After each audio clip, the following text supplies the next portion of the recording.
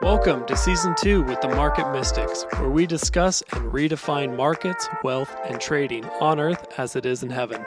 Join us on the journey while we consider new possibilities with special guests who might just challenge a few perspectives. Get ready to dive in deep with your hosts, Joshua and Kim.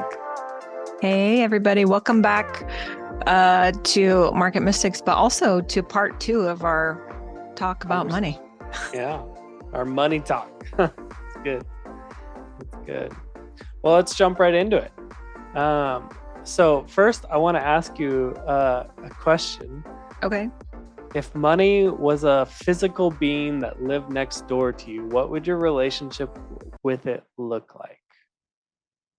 Would you be close friends? Would you invite it over often? Would you take it cookies and bread when you made it? Or is it just kind of like the neighbor? It's like, oh yeah, they're there. I see them out in the driveway mowing their yard. We don't really talk. Like, what'd your relationship with money be? That's a good question. And it's hard to imagine. I'll tell you how my relationships are with my current neighbors, who I do like. So I can only imagine it being like that. But it is like hey, see you outside and go to the fence and chat about whatever we're chatting about. Bring them cookies when we make them. Share our abundance from the garden with each other. But also, I don't tend to invite them over for barbecues. So maybe like, I don't know. That is how our neighbor relationships are. And I can only imagine it being like that. I'd like to say it would be inviting over and sharing life and having a constant flow of relationship, but probably it would be similar to what my relationships are with my neighbors now. What about you? Yeah, I don't know that I would have gone that way my first answer, but after you say it, I'm like, yeah, like honestly, it probably if it was a real being that lived next door, like it probably would be similar to the way things are now. And it's like I don't really have a lot of relationship with my neighbors. In my previous house, I saw my neighbors a bit more, but it was a rental house, and about every year I had new neighbors. And so over the 5 years that I lived there, I think I had 5 or 6 neighbors that lived there. And it was like, so some of them, like especially the ones who were there when I moved in, like I saw them pretty regularly. We exchanged pleasantries, blah blah blah. But it wasn't, none of them have been intimate relationships. Um, and in my first house was probably the closest that I was with someone. It was an elderly couple that lived next door, and I would actually have decent conversations with them, and sometimes I'd mow their yard or things like that. Um, and so I tend to be like, man, unfortunately, that's probably the way my relationship would be. It would be just like a pleasantry type of thing. If I look at the way that I view money in my mind, I would like to say that it's a bit more intimate than that. But I don't know. Like, maybe it might not actually be. I would hope currently I live next door to an abandoned house, and I would hope that it's not like my relationship with that where it's like, oh yeah, you just kind of ignore it that that's there, and That's I don't funny. know. I also have to think it's so situational. So I only know my neighbors as neighbors. Mhm. I don't know them in any other part of their lives. I know parts of their families because I see them come and go. And my daughter likes to play with kids. So she's like, hey, you want to play? And so I know them in that way.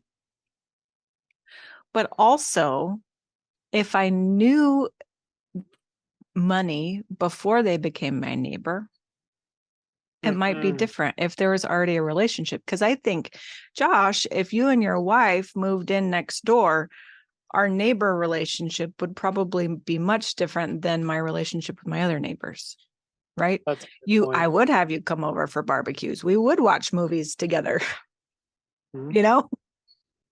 Huh. That's a really good point. And I guess like I have had some friends that moved in my last house, they moved like half a mile away, and I saw them regularly. And we ate together and we did things together, and they showed up randomly and I showed up at their house randomly. And so I think that that's a really good distinction. I like that. I like that. It is interesting. It makes me want to think of it in that context. Mhm. So already I have a relationship with money, whether good or bad. I mean, that is, I don't know, yet to be determined, I suppose. But if I can place myself or position myself in a mindset that money is my neighbor, Mhm. and even just live there for a week or two or whatever, see how that might shift things and how money does flow, right? Yeah. Is it like mutual relationship? Does money help me out and I help money out sometimes? Or Mm. is it always me bringing the cookies over, Right. right? And just leaving them on the porch, like no interaction from the other side. Mm. I mean, I have to think about relationships like that. And is it one-sided? Mhm. And is that actually a relationship, or is it simply an interaction Yeah. That's or an good. effort? Or is it just an effort and not actually a relationship? Yeah. Your comment about like knowing them beforehand sort of makes me think about like people who win the lottery or sports players who randomly get a lot of money. Mm-hmm. And you can see how different people handle it differently. But more often than not, in those situations, those people lose the money and return back to the status of wealth where they were. And I tend, after your comment, I'm like, oh, that's probably because that was their relationship with money, and it stayed their relationship with money. Even though money was more present, that relationship stayed. And there are examples where that happened and then they didn't, like when they grew in their relationship with money. Like I think Shaquille O'Neal and Michael Jordan are excellent examples of that. Like Shaquille O'Neal is like an entrepreneur that owns hundreds of restaurants and does all sorts of different things. But if you listen to like interviews with him, when he first got money, he went and blew it. He bought cars and houses and cars and stuff for his friends, and then was out of money, and thankfully had the opportunity to make money again. Um, but then he changed his relationship with money. And so I do think that it is possible to grow in your relationship when money is abundant. But I also think it's probably easier if, while money isn't abundant, you continue to grow, or you grow that relationship, so that when money is abundant, that's still the foundation of your relationship. For sure. For sure. You were talking about lottery winners because I think everyone has heard these stories about people who like hit some windfall and they have wild abundance Yeah. just fall into their lap, right? Um, and then they live this opulent life and then it's gone and then they go back to the way of life they had before. And Mhm. it makes me think about even you and your rental neighbors. Mm. Like they come in for a time, you might have relationship and then they're gone and you probably never talk to each other again. You never touch base. It is as though you never even knew them, Right. right? Mm. It's an interesting thing. I've just in the last couple of years, I don't know if you and your family ever talk about this, but it's like, here's the billboard and here's how much is the big jackpot for this lottery. And so you drive down the road, and then you talk about, okay, if you win the $558 million, Right. what would you do with it? And just in the last year or two, I've very much been of the mindset like, yes, I would do X, Y, and Z with it, but it would be like such a small fraction. And then the rest would go into investments and not be touched for spending. It's not about spending it, Right. but about working together to like see it grow. Yeah. I mean, it really is a tool. And if you know how to use the tools in your tool belt, you can build amazing things. Right. Right. Yeah. And, Josh, I know you and I are alike in this. I mean, I think when you know some of the purpose in your life and like the direction that the Lord has you going, you like, for me, I think I would need to build that, like have that money work so that I would have the freedom to be able to do these things when I need to do them. So there are Yeah. certain projects that we work on, and there are certain trips we need to go on. Like, one of the main things my family talks about, like, wouldn't it be great that, you know what, if I just need to go to South Africa on Saturday, I can just book a trip right Good. now and go. And it's no big deal Right. because it's not a, well, then will we be able to eat for the next 5 months if we take everything we have and put it into there? You know what I mean? No, that's good. So that raises like you're talking about what you would do if you won the lottery. It raises like an interesting thought process in my mind. So what would you do if someone came and handed you $100? Are you talking generally or like right this minute? Like right this minute. Right this minute, there's a festival going on. I'm in an office building and it's like on the street right outside my window. And I would take that and go have lunch with my kids and do the carnival. That's what I would do with an extra $100. What would you do with an extra $100? Yeah, I think $100 would probably go right into spending money. Mhm. Like I could just, yeah, I, that's probably what would happen. What would you do with 1,000? $1,000 I would probably put toward debt of some sort. Hmm. So, I mean, I have different levels of debt. Fortunately, I don't have any student loan debt, which is kind of rare in my generation, but Yeah. uh, I do have a car and a house. So it would Hmm. probably just go as an extra payment for something. What would you do with it? $1,000?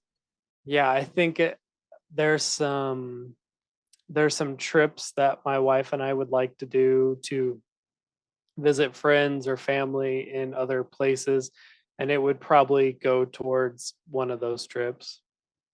Yeah. What about That's more 10,000? fun than paying off debt. It is more fun than paying off That's way debt. more fun. What about 10,000? 10,000, probably similar. I would probably put a lot of it, I don't, maybe half of it toward debt, and then the other half toward probably a family vacation. That's probably what it would be. Yeah. Mm-hmm. I think my answer is probably pretty similar between 1,000 and 10,000. It would probably go towards some of the trips that I would like. I think ideally at that point, it feels, and this is interesting because at that point, I think like, there's part of me that's like, oh, well, I could put 1,000 in savings. I could put a couple thousand in my investment account and I could use the rest for travel. And I don't know why it suddenly feels useful at that point instead of just working off of percentages where my answer would be the same with $100 as 10,000. I just thought the same thing. Yeah, but for Like, some reason it's like the way my mind currently views it, it doesn't view it as percentages, it views it a as lump sum. oh, once it gets to this amount it's worth actually saving it. And it's like, huh, that's fascinating. I probably need to look at that a little bit. I agree, because I thought exactly the same thing. I thought, well, why wouldn't I do part of this and part of that Mhm. the same at 100 as at 10,000? Right. Mm. What about 100,000? 100,000, I would invest. I guarantee you I would invest in real estate, and I guarantee you I would invest in the crypto funds that I felt led to invest in. Yeah.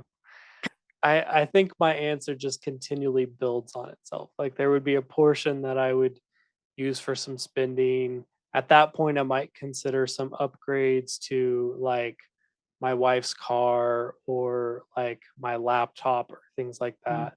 that. But the other thing that I would probably at that point seriously look into is yes, investments, but also probably look at moving to a larger house or doing something at that point.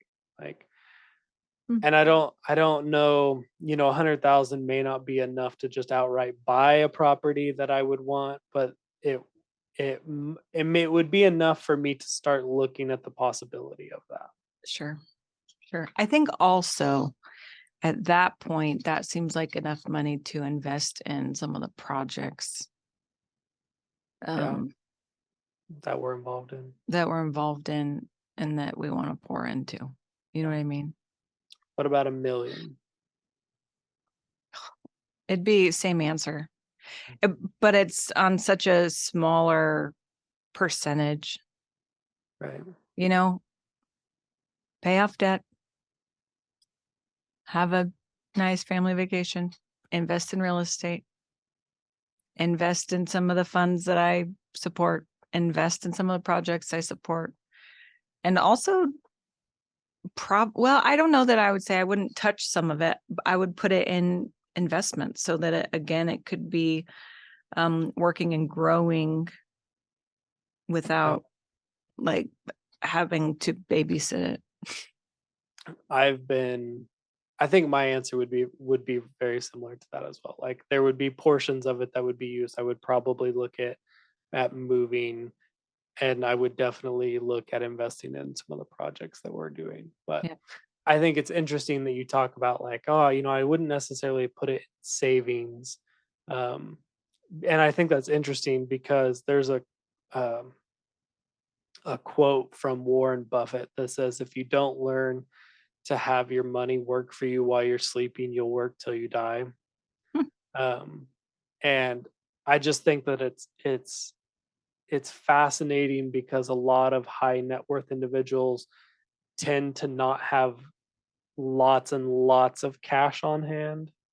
And that kind of depends on the generation you're from and what your relationship is with money. But people who are generationally successful tend to not have lots of cash on hand. Their money tends to be sitting in investments and different opportunities because they're constantly looking for ways for it to work for them. Sure. And I think that's really interesting. I've been, recently we had Mark Wilburn on the podcast, and he talked a little bit about a challenge that they're doing.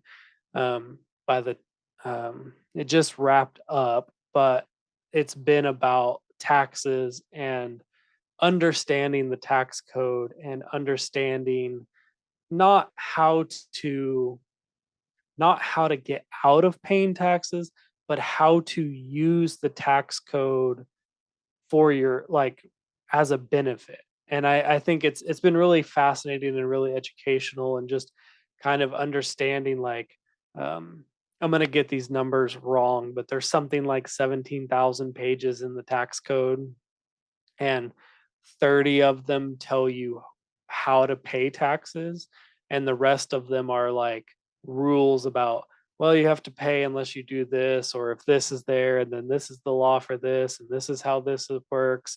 And so most accountants that you work with, in order to get their training, really just need to know the 30 pages of how to pay taxes. And some of them may take the opportunity to really learn the rest, but not all of them do because they don't necessarily need to. And so the person who taught the class with Mark really like he enjoys. It's kind of like a game to him to see like, oh, like how can I optimize the way this works? And so it's been really interesting to just to learn a little bit about that and learn about different vehicles and entities that you can use. And if you have this type of business, you can do this. And if you have, if you structure your business this way, you can do this. And it's been fascinating to kind of learn some of that. But I think it's important to really have that education if you're going to really pursue relationship with money, because the the foundation that you have on how you use money and how the government interacts with money, like that will play a big impact in the way you do things. Mm-hmm. Mm-hmm. Mm. I think that's, yeah, super interesting. And you were talking about, this was earlier in this conversation, but you said that you had a time that was really impactful. This might have been in the last episode, when you were in college and someone talked about money being kind of like water and needing to flow. Yeah. For me, one of my most impactful times was like 2.5 years ago. It was when we started our company, but when we were engaging with the Lord about investing in just money and finances and stuff. And he did this shift of like, I don't want you to work for money. I want money to work for you. Mm. And, or I want your money to work for you. And it was such a like, oh, something clicked in my brain and things changed with how I perceive money. How, sometimes when you're in, like I was in corporate America for a long time. I don't know, 18 years or something, 15 years at my last job.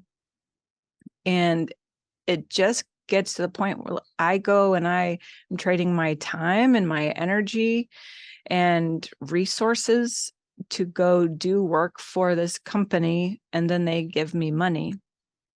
And somehow I wound up putting a dollar sign on my value. Mm. And he was really shifting that. This is like the Lord was really shifting that, in that my value can't be measured by dollar bills. Yeah. You know what I mean? And in fact, money should be working with you. You should not be working for it. So Mm. as a son of God, that's not your position, is to work and be told what your value is, essentially based on that. It's so much deeper and so much more than money, but it's a helpful tool. And it's Yeah. something that is like, it can be very good. Like scripture, there's scriptures that talk about how money can be very bad for a person, Mm-hmm. but also money can be very good if you allow it to work with you. Yeah. Right? Yeah. Yeah. That's really good. Yeah. I don't know that I have anything to add to that. It's just it's really good. Like money is an incredible tool. It's a horrible master. It's an incredible friend, I would say. That's true. So I Mm. guess maybe that's the challenge. I know that's the challenge for me. Like uh invest in that relationship a bit. Yeah. Like into a healthy relationship that is kind of mutually beneficial. Yeah. No, I think that's excellent. Yeah. Invest in your relationship with money, invest in your relationship with Father, because then your relationship with money will come from the right place. Right. Yeah. Mm. Good stuff. I've enjoyed these two parts of our money talks. It's been fun. It has been good. Thanks for bringing it up. Thanks, Bree, for suggesting the topics. Thanks, Bree. That's right. Okay. We'll see you guys next time. All right. Thank you for sticking around. Listen for new episodes every Monday and Thursday. Find us on all social media platforms by searching for Market Mystics. Don't forget to follow and subscribe. Visit upperroomcd.com where you can find more information about the hosts, projects, and guests. Go deeper by booking a coaching appointment focused on redefining identity and wealth in your life. See you next time.